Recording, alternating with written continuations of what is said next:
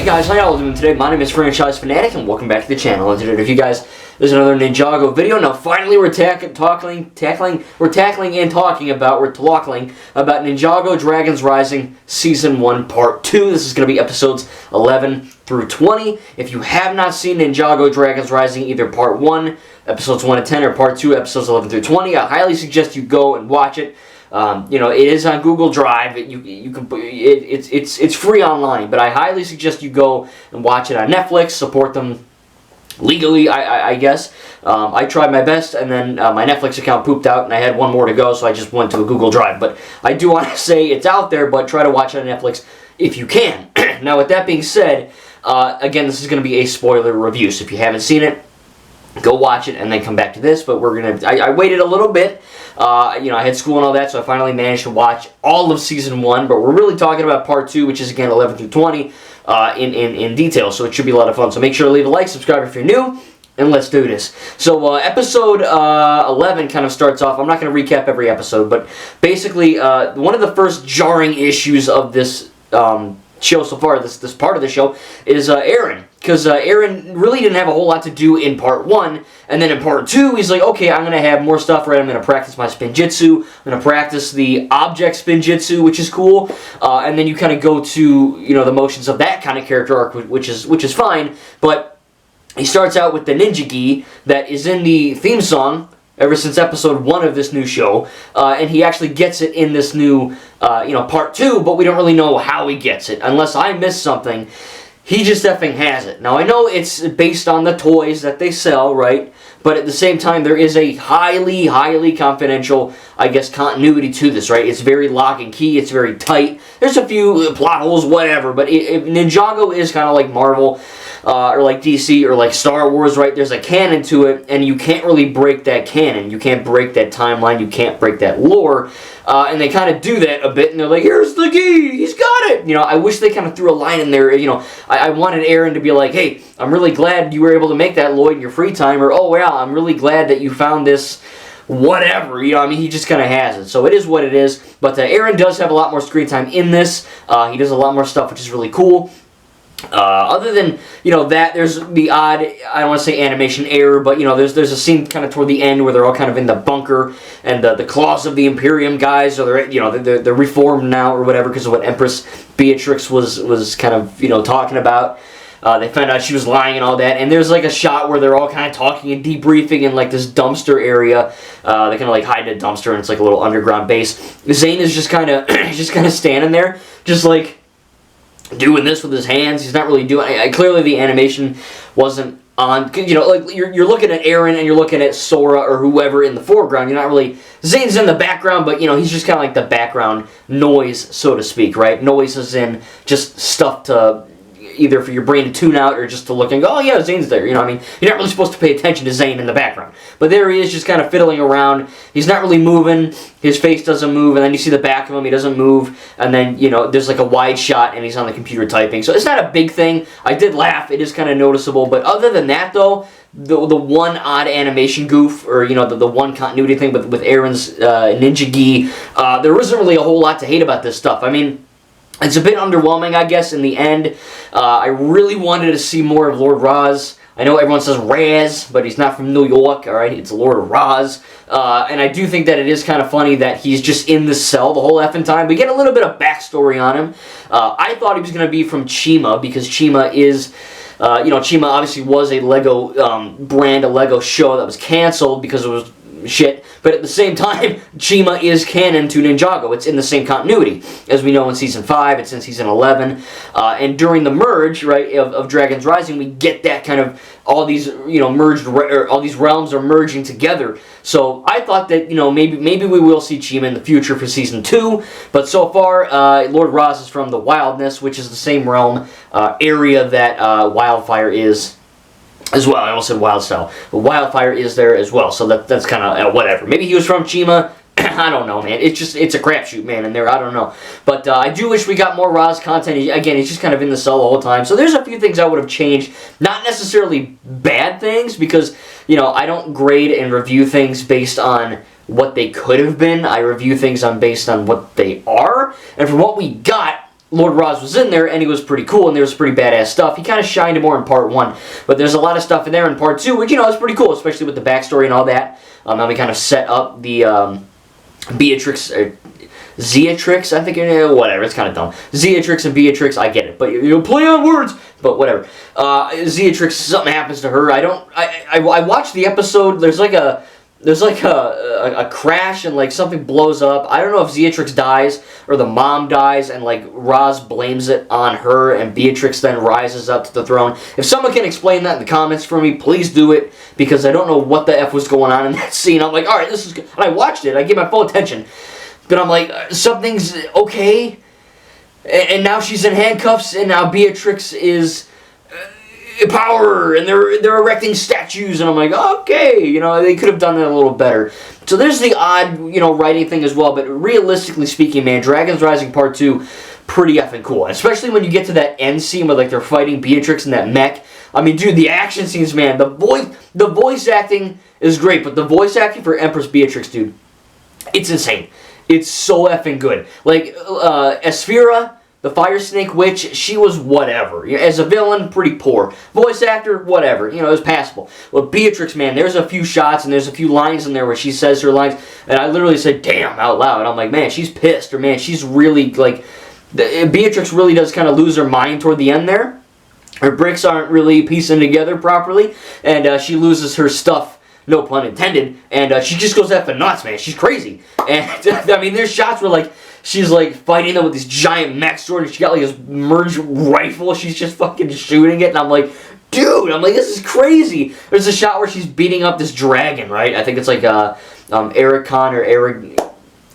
something, the red djinn. They're fighting this dragon, and she kind of lifts the sword up like she's going to behead the thing, and she does this, and the way it's shot, I literally got disturbed. Like, I've gotten disturbed before, because, the Altar Dragon is dead, and the Hunters killed it in Season 9, right? And that's, like, Iron Baron's throne. But in this, the way they edit it, it looks like the effing head falls down. I think she cut, like, its harness or something, because she'd probably rather, like, harness the dragon for energy rather than just kill it, which makes sense.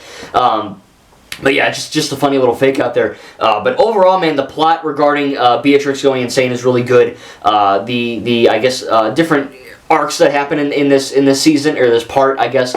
That's really cool. Lloyd doesn't get as much time to shine. It's really about Sora kind of finding out who she is, dealing with her parents, unlocking her tech powers, Aaron trying to figure out the, object spinjitzu, and then kind of, Kai and Wildfire get their own little arc, and it's not bad.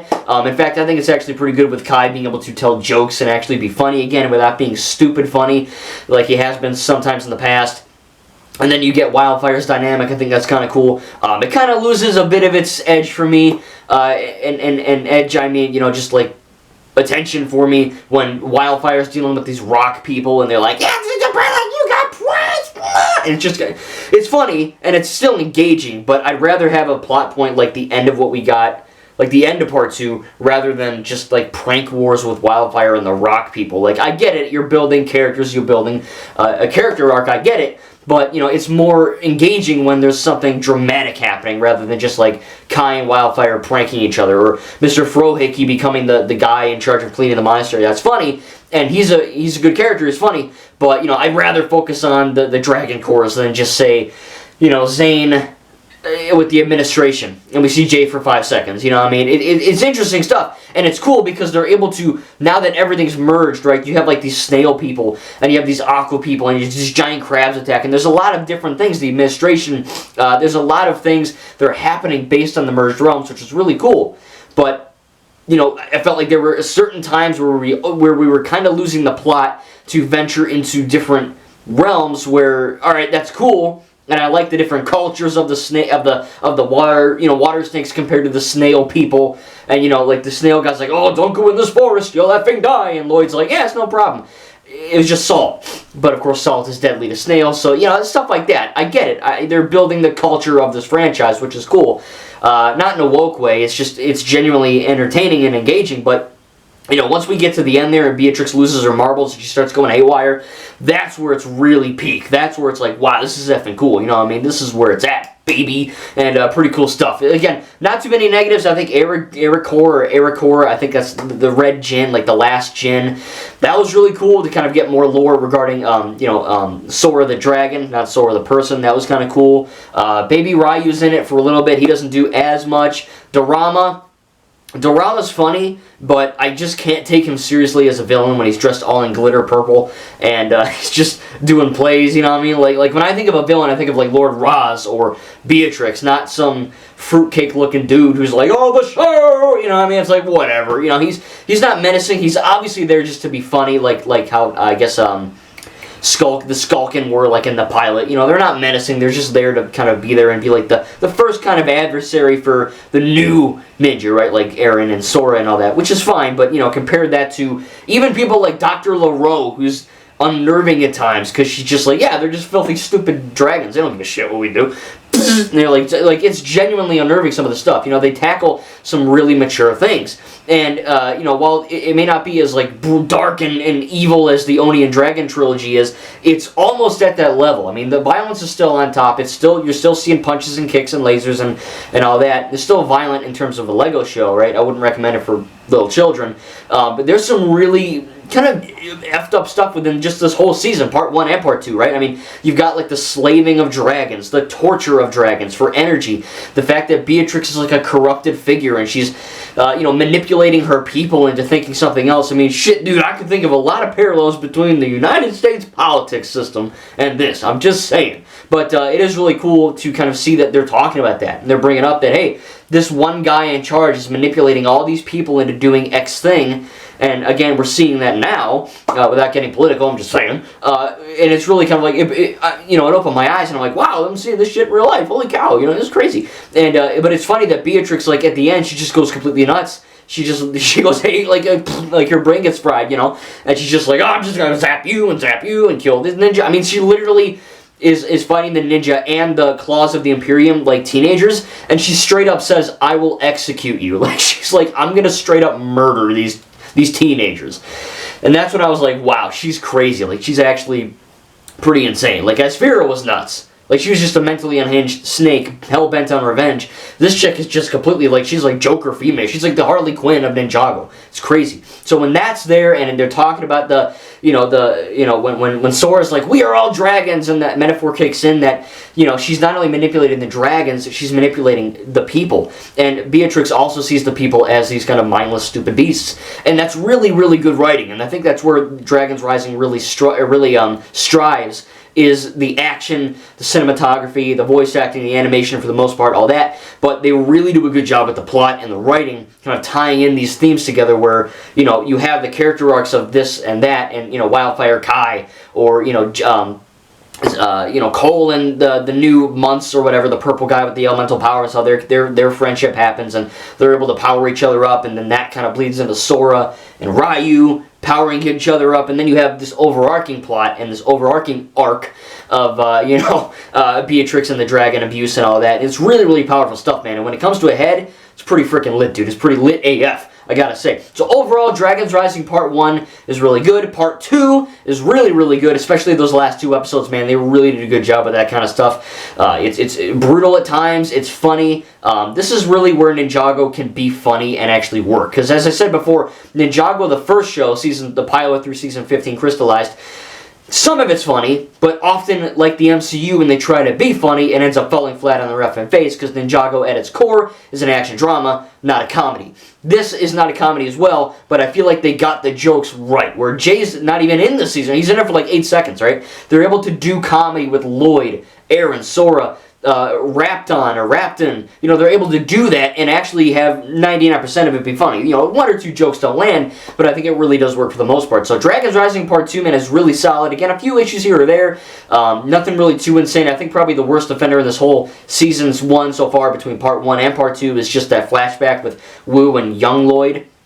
Young Lloyd has green eyes. He has Sam Vincent's voice. It completely breaks the lore because they were too effing lazy to get Jillian back. Really, really annoys me. I guess canon matters, but when it's budgetary, I guess it just thrown out the freaking window, right? But other than that, though, I really did enjoy this season. Is it better than Rise of the Snakes or whatever from season 1 of the first show? I don't know. there's more in Season 1 of Ninjago Show 1. But obviously the action is 100 times better in this show. The animation is 100 times better. The writing is better. Season 1 of the original show is still awesome, but comparative to Dragons Rising Season 1, it's pretty crazy how far we've come in terms of the show and this franchise alone. So tell me in the comments down below what you thought about Ninjago Dragons Rising Season 1 Part 1 and Season 1 Part 2, which part you enjoyed better. I think Part 2 had a better conclusion, but Part 1 had, I think, a better overarching, just like kind of combining everything. Again, I enjoyed the fact that we're seeing the snails and the whatever in the administration, but it feels like kind of, I don't want to say filler, compared to what we get at the end, which is the plot, which I really want to see. But hopefully, man, Season 2 will be really cool. I want to see a lot more of Lord Raz and where he comes from, either where that's Chima or the wildness. But I'm excited, man. Ninjago will live on forever as long as it doesn't get woke or kiddie or stupid. So far, it's a great franchise that all ages can enjoy, and I really hope they continue that trend. Thank you, guys, and we'll see you in the next video.